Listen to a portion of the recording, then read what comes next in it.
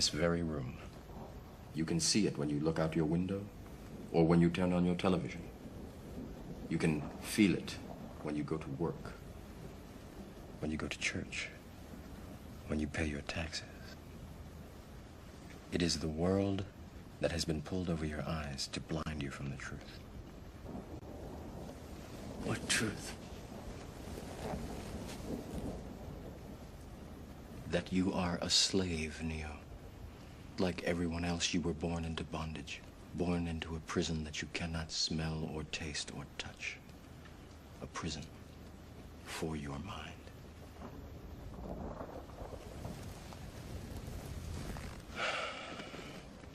Unfortunately, no one can be told what the Matrix is. You have to see it for yourself.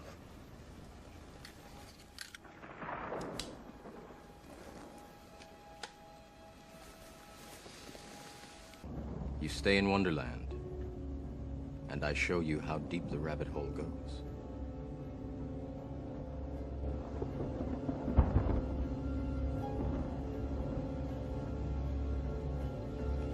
Remember, all I'm offering is the truth, nothing more.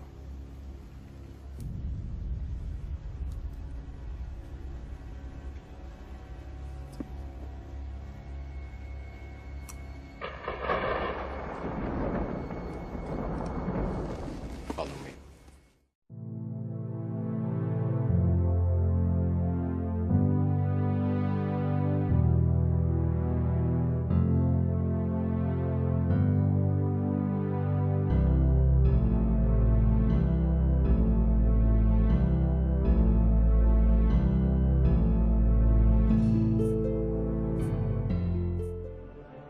We are opposed around the world by a monolithic and ruthless conspiracy. Its dissenters are silenced, not praised. It is a big idea, a new world order, where diverse nations are drawn together in common cause to achieve the universal aspirations of mankind.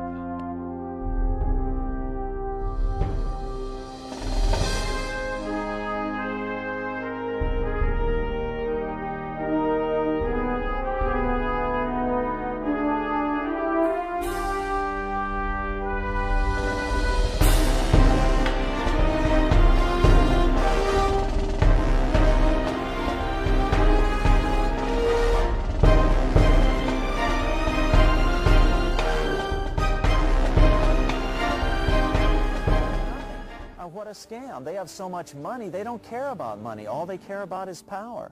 All they care about is being able to control the political situation so it goes their way. After a man has far more money than he possibly can spend for pleasures, what is left to excite him? For those with a ruling class mentality, the answer is power, raw power over other human beings.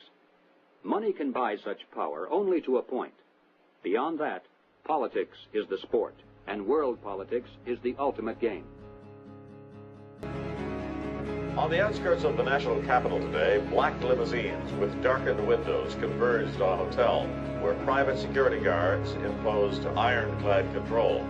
The limos carried royalty, political power brokers, and industrial titans to a secret meeting that will last all weekend. It's known as the Bilderberg Group.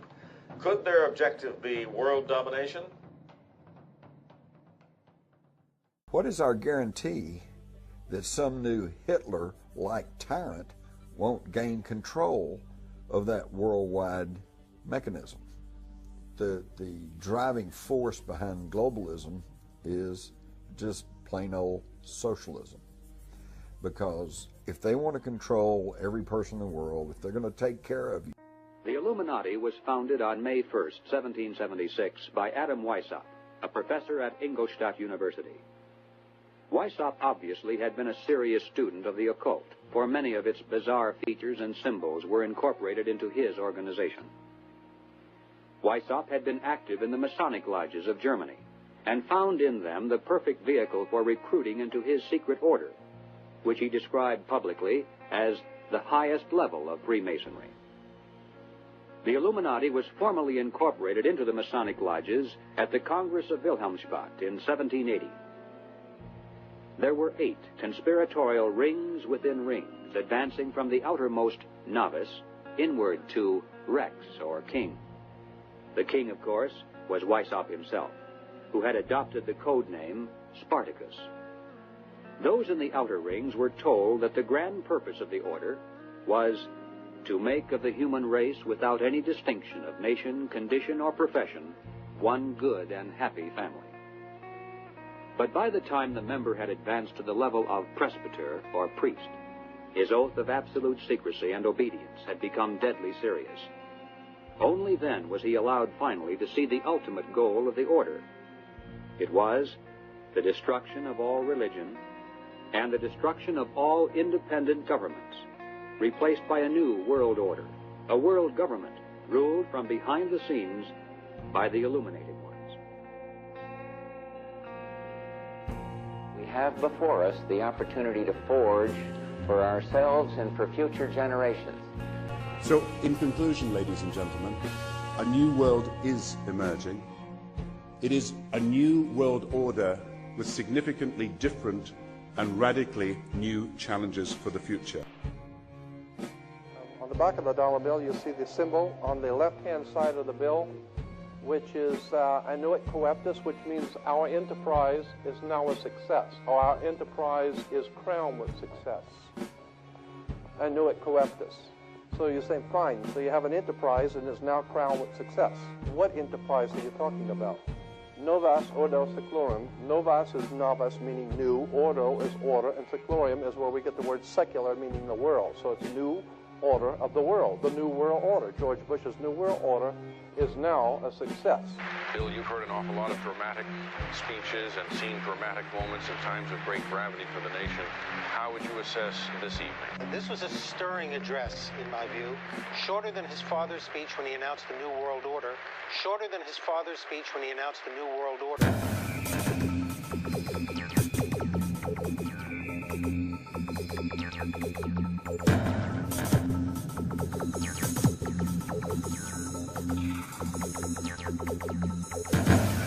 1934 is when the Federal Reserve actually finally took total control of the United States monetary system, and that's when they said it is now a success, because this is a symbol, this is an emblem of a secret society of Freemasons called the Illuminati, the German Bavarian Illuminati. They were a secret society founded in the south of Germany. They were called the Illuminati, the illuminated ones, the enlightened ones. 1776 was when this secret society actually formed itself into a secret society and put itself into operation. They were the basis for what we call today in our country the Bavarian Illuminati was the basis for what we call today the Columbian faction. The Columbian faction of, as a matter of fact, Columbia TV, Columbia Broadcasting System, CBS. What is the symbol for CBS? It's the all-seeing eye. And that's why our government is in the District of Columbia, because these guys own our government. They print our money, and they own not only the government, but they own you, and they own everything around it. And so they make the laws, and that's why they can decide who can kill who, and who can get away with who, and who can get away with whatever, because they make the laws and they decide, all right? As I said to you before, there are 13 layers in this pyramid. There are 13 letters in Annuit Coeptis, but 13 is a very important number to this secret society. There are 13 stripes, there are 13 stars here, which make up the Star of David. The 13 berries, there are 13 leaves, 13 arrows. There are 32 feathers here and 33 feathers there. Everything is done in a sequence of 13. 13, of course, is based on, this is what we call Masonic symbolism. Freemasons designed this dollar bill. Everything is done in a sequence of 13, and again, I draw your attention to the fact that you have 13 stars here, which collectively make up the Star of David. There's a reason why. On the $1 bill at the top, you'll see this little image right here. But if you blow it up from an actual photograph, you'll see it is it's a little owl. It's a symbol of the Bohemian Society. The Bohemian Society meets in California on the last 2 weeks of July of every year, I have pictures showing all of the presidents, all of the living presidents, excluding the new one, but all of the living presidents at Bohemian Grove in Northern California, and they're all wearing red and black Ku Klux Klan dress type of regalia, like the Ku Klux Klanners, with the pointed headdress and everything. And I mean, that's quite a sight to see presidents dressed like Ku Klux Klan members, right? And they're standing in front of a big open pit of fire, and behind them is about a 20 to 25 foot owl behind them. And the article in Elm Magazine and Time Magazine, I've got 2 or 3 different magazines showing basically the same pictures. It says that the presidents meet with all of the heads of industry throughout the world, all of the heads of state throughout the world, and all of the most important wheeler dealers in this country, and they all meet up in Northern California, and they have rituals where they go before the owl after midnight.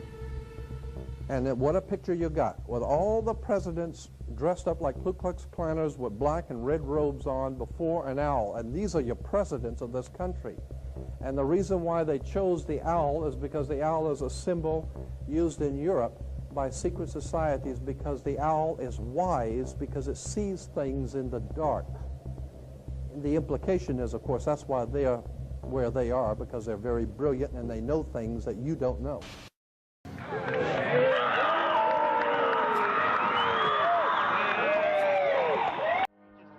Some kind of secondary follow-up explosion. 10 o'clock Eastern Time this morning, just collapsing on itself. We have no idea what caused this. Right now, police have to determine is whether that explosion was caused from the initial impact of the plane or whether it was something that was exploded on the ground. Generally speaking, for a building to collapse in on itself like that, it would seem to indicate that there could have been an explosion, a bomb planted on the ground that would make the building collapse within itself. If you wish to bring anybody who's ever watched a building being demolished on purpose knows that if you're going to do this, you have to get at the under infrastructure of a building and bring it down. Terrorism. The words are hypnotically repeated. Terrorism, terrorist, terrorist threat, and of course, believed to be linked to Al-Qaeda. But it's the so-called war on terrorism that's in our faces practically 24/7 as the inescapable focus of our existence. One day, our grandchildren will look back on this time and ask, how was the war on terror won? The entire U.S. ruling class, ruling elite, comes to see terrorism as the preferred means, indeed the only means, to provide social cohesion, to provide an enemy image for the society to keep it together. According to neocon theory from Carl Schmitt, you have to have an enemy image in order to have a society. It's a very dangerous thing, because now it means that the entire social order, the political parties, intellectual life, politics in general, all based on a monstrous myth. Monstrous myth. There is no Al-Qaeda organization. There is no international network with a leader, with cadres who will unquestioningly obey orders, with tentacles that stretch out to sleeper cells in America, in Africa, in Europe. That idea of a coherent, structured terrorist network with an organized capability simply does not exist.